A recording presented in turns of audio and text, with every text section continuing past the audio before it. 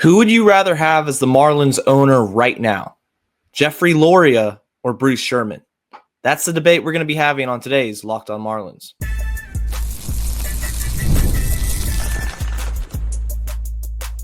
You are Locked On Marlins, your daily podcast on the Miami Marlins. Part of the Locked On Podcast Network, your team every day.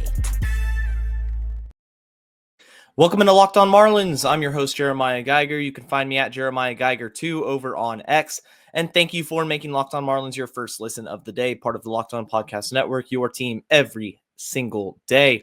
Make sure you subscribe to the YouTube channel. Let me know your thoughts in the comment section. And of course, today's episode is brought to you by FanDuel. Right now, new FanDuel customers can get $150 in bonus bets if your first $5 bet wins. Download the app or head to FanDuel.com to get started. Which owner would you rather have if you're a Marlins fan?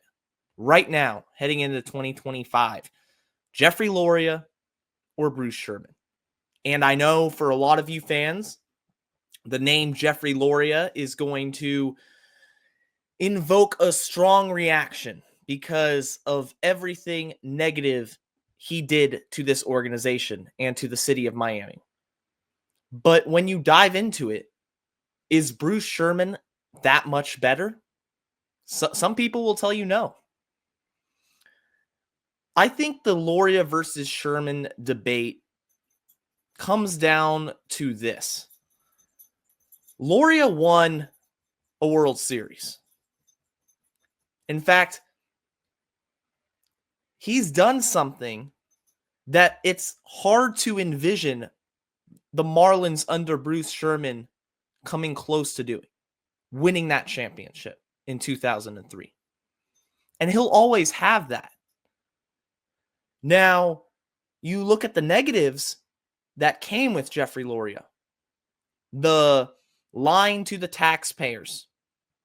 He was actually turning a profit. They build the stadium anyway. The huge investments on the field, only to turn around and sell those players, trade them away, tear everything down. Remember 2003, they won the World Series, but right after, the team breaks apart. And that's really the last time the Marlins were truly relevant on a national scale. Loria's times as an owner here were awful. There was no great player development. There wasn't any consistent approach to compete. It was a very volatile situation when it came to actively trying to compete. You think back to 2012, they would invest a ton of money into the payroll, sign free agents, and then immediately after traded them away, breaking apart cores. But you look at Bruce Sherman, and what has Sherman done other than not be Jeffrey Loria? He hasn't invested a significant amount of money into the team. The biggest signing he's made is going to get traded away this deadline. And that wasn't even a free agent signing, rather an extension. The biggest free agent signing, Avisail Garcia, flamed out. He was terrible. That's about it. They got to the 2023 playoffs, bounced in the wild card round, immediate new front office. Whether you agree with the decision to rebuild or not, the optics remain the same. They showed a flash of competition, and just as soon after that, it's torn away from the fans. Because there was no sense of urgency to open a competitive window, stay in the competitive window, and then spend. Bruce doesn't spend. In fact, the entire front office now, under Peter Bendix, the new president of baseball operations, coming over from King to replace Kim Ng, that whole operation is geared to How can we win without spending? And they're very clear about it. At least Loria spent money.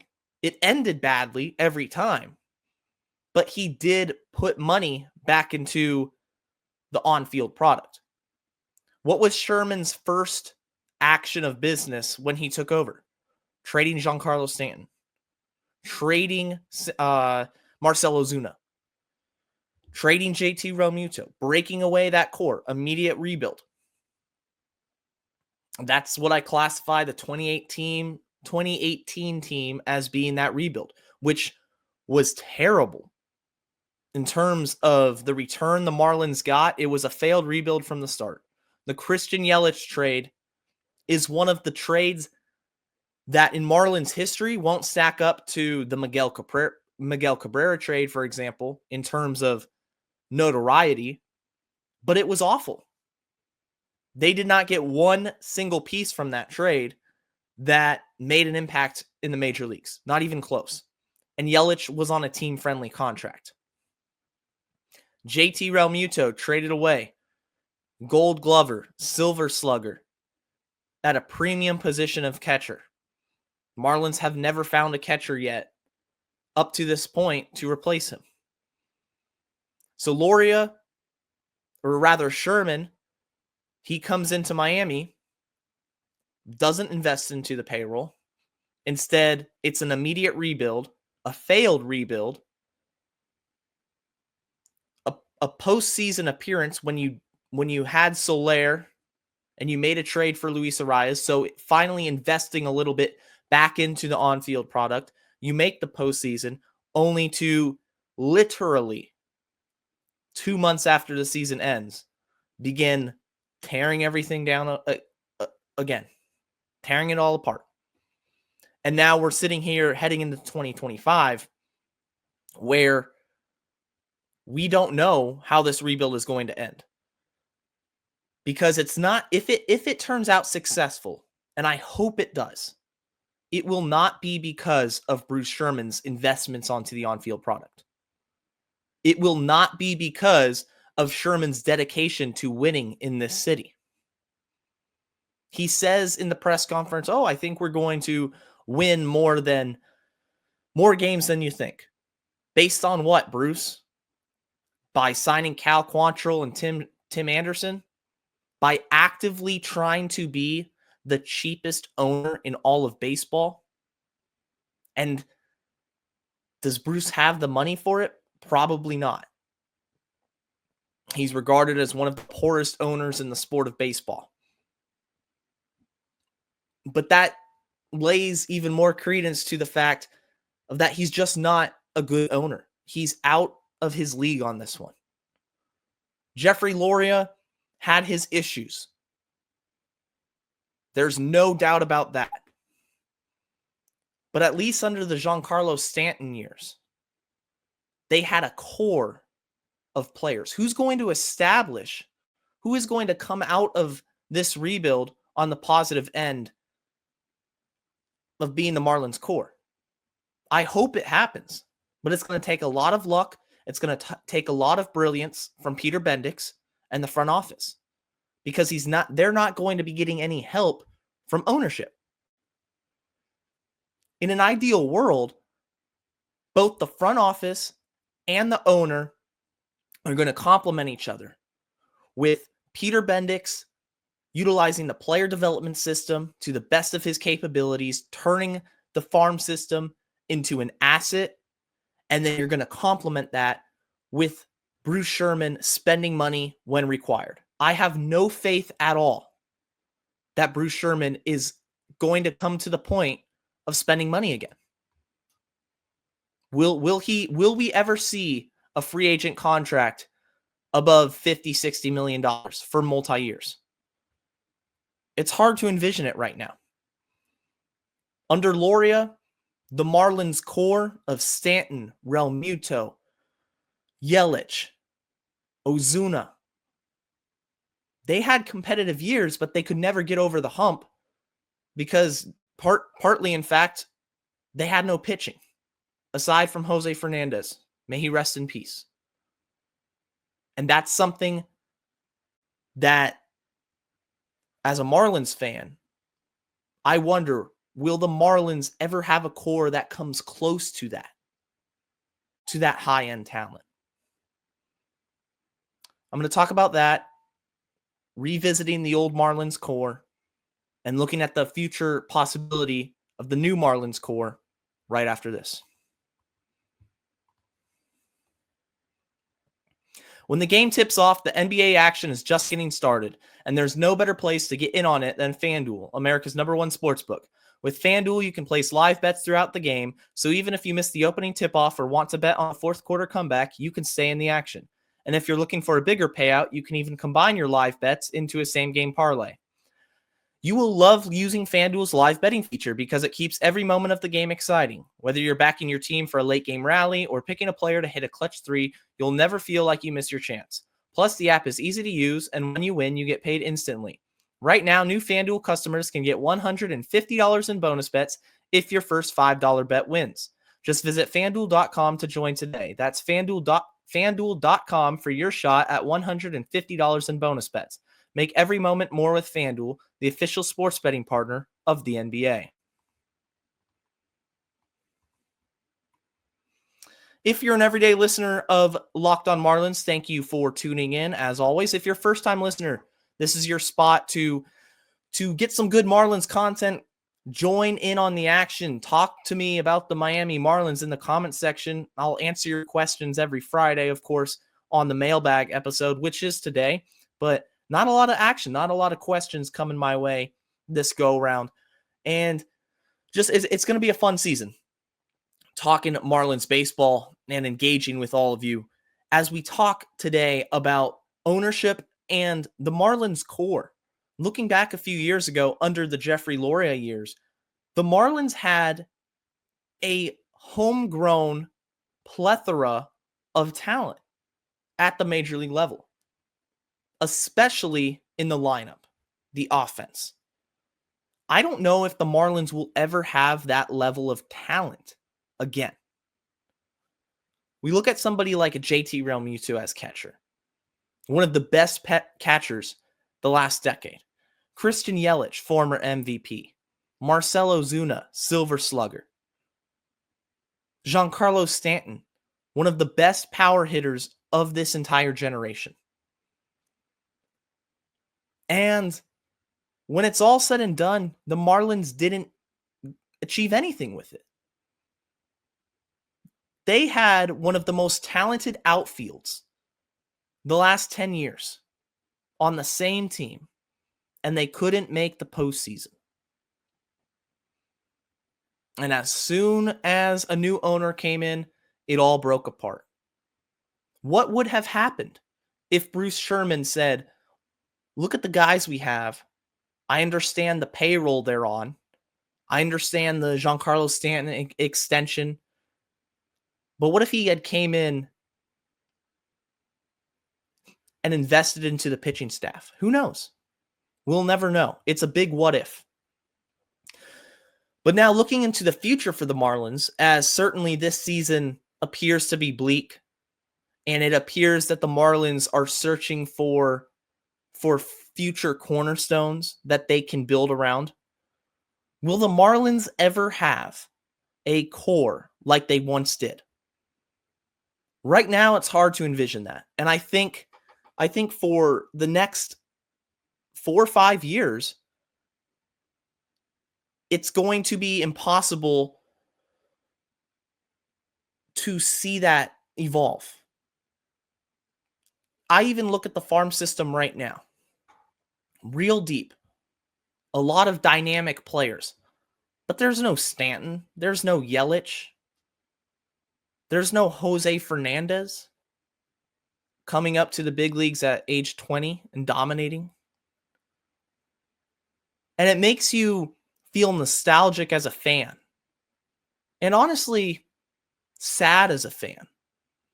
Because I had fun watching those players. I loved watching the Marlins with Stanton, Ozuna, and Yelich. And connecting on a personal level with these players. It was sad to see them get traded. I enjoyed watching them. Stanton is what got me into Marlins baseball. And he's going to end his career, most likely, being known for his time on the New York Yankees. JT Realmuto has been to a World Series with the Philadelphia Phillies. So the point I'm trying to make here is that when you have a core of players, you build around them and you don't waste that opportunity. That is one of the things Loria did not do, is he never gave the Marlins a true opportunity, both with his failures in establishing a good player development system, as well as making the necessary spending for the right players to put the Marlins in a position to contend. And I look at Bruce Sherman right now in the guys they have in the system, and I just don't see that level of talent. And it will probably be another couple of years. But I don't want fans that say, hey, look, it's early. It's not early in the Bruce Sherman era. This is year, what, 8? Took over at the end of 2017. We've already gone through one failed rebuild. At some point, you need to do what's necessary to put your team in a position to compete. Because it only is a detriment to the fans. It only hurts the fans. The Marlins core right now, I can say Connor Norby looks to be a guy that will be here to stay. Xavier Edwards looks to be a guy that will stay in Miami. They're trading Sandy. Sandy's the face of the franchise, and Sandy will be traded because you failed on the rebuilds, and this is how it is. It sucks sometimes to be a Marlins fan. When you look at the future, when is this team going to be good? Will it ever be good under Bruce Sherman? Ideally, Starlin Caba becomes a Gold Glove winning shortstop who hits 300 and is a menace on the base paths with an all-star ceiling. Andrew Salas develops into an everyday player. Thomas White is the next Marlins ace. That's what we fans can dream on. But when you have these guys, can you supplement it with the right spending, with the right trades? In baseball, windows come and go. With a small market team as Miami, the fan base isn't going to show up unless the Marlins are winning. I'm going to tell you that right now. It's just not going to happen. I know they try so many events and heritage nights and promotions in order to gain a consistent fan base, but we know how this all goes. I don't think the Marlins are going to ever have a consistent fan base unless they can prove that they are 110% invested emotionally and financially into the team. And I don't think we're going to see any of that until 2027. I've said before, I tweeted this out, that if the Marlins somehow can improve their record and guys really a step up, Kyle Stowers figures out how to hit the fastball and he can play everyday left field. You see Connor Norby improve his defense, and he was compared to by Peter Bendix as possibly having that all-star ceiling, that all-star capability if he can play at an all-star level. If the pitching staff stays healthy and Max Meyer becomes a frontline starter and reliable. And this team jumps from 62 wins from a year ago to 75 to 80 wins, and they overachieve. Then you got to think in 2026, Look at the free agents. Look at possibly acquiring more guys via trade who can continue to build in this system, to grow in this system.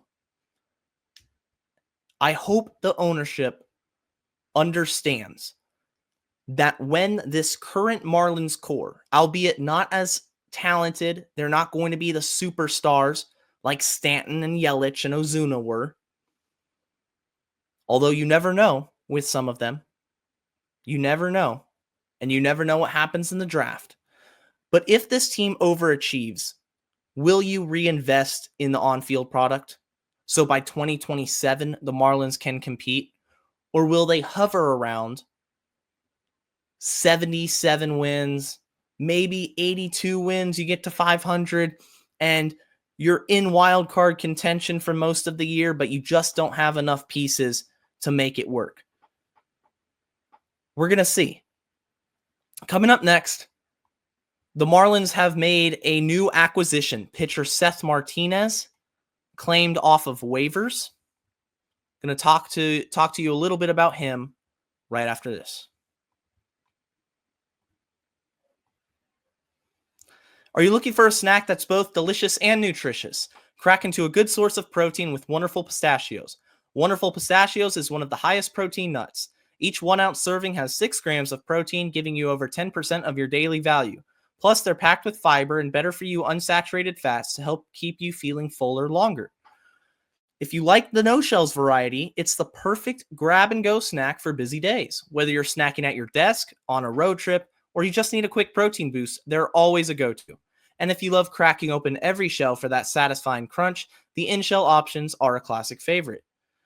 The fact that Wonderful Pistachios is a complete protein and provides all 9 essential amino acids is an awesome bonus. The Little Green Wonders pack a protein punch, and the no-shells Wonderful Pistachios is great for that grab-and-go ease. But of course, if you like the satisfying crack of opening each shell, like snack meditation, grab the in-shell variety. Whether you're running between meetings or dropping off the kids, Wonderful Pistachios are the snack that works as hard as you do. Get snackin' and get crackin' with the snack that packs a protein punch. Visit wonderfulpistachios.com to learn more. We're back here on Locked On Marlins, which is a great way to start off your day. Check out Locked On MLB for a more comprehensive baseball coverage that happens every single day. Make that your second listen of the day. And of course, check out the other teams if you're interested in getting the other inside scoop from any other organizations out there. And in this segment, we're going to be talking about new Marlins pitcher Seth Martinez, acquired today off of waivers. He is a right-hander, 30 years old, and he's a soft tosser, doesn't throw very hard. I'm looking at the Savant page. Fastball velocity just tops out about 90 miles an hour, 91 miles an hour with the four seam. Throws a sweeper at 32% of the time, a sinker and a change. And his arm angle is practically a side armor, coming at you with a 13-degree arm angle. So an interesting look maybe for hitters. And to me, this move just symbolizes a depth move for the organization. In a corresponding move to add him to the 40-man roster, they move Yuri Perez to the 60-day injured list. Of course, Yuri Perez isn't expected back until about the All-Star break is when it looks like his return will be. So with that move in place, the Marlins will have to designate for assignment any player they want if they want to bring in another acquisition off the waiver wire or a free agent to that 40-man roster. They're out of IL spots. So this was the last move the Marlins had the luxury of making with a guy on the injured list to start the year that they'll just transfer to the 60-day IL. So that's something to keep in note. The thing with this move, it's just a move. It's really nothing special. I don't think Martinez is anything, I guess, to get excited about in terms of stuff. He's not going to miss a lot of bats. Last year, 44 games. 52 innings, only 36 strikeouts. ERA was 3.59, so not terrible numbers, but somebody that provides depth. The Marlins obviously went through hell and back last year with their pitching staff in terms of injuries, guys staying healthy, guys staying consistent. So Martinez adds another bullpen arm in addition to the minor league contracts, the guys they've already brought in over the last couple of weeks. Ronnie Enriquez, Jansen Junk, and now Seth Martinez is another guy. Of course, the non-roster invitees has a lot of guys like Dale Stanovich, who I've talked about on this pod before, who are still in the minors and may not be ready to crack the opening day roster.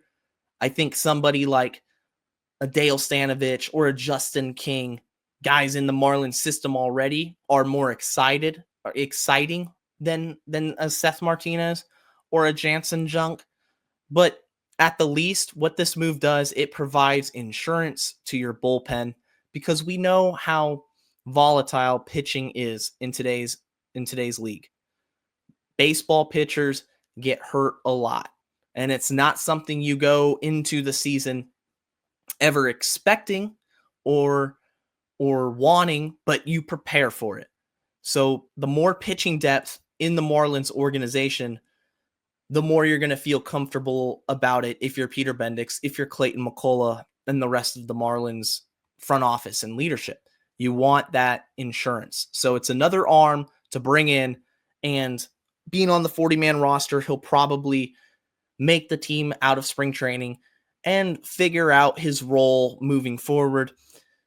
So, had a mailbag question today from Marco Castillo. He says, who leads the Marlins in home runs in 2025?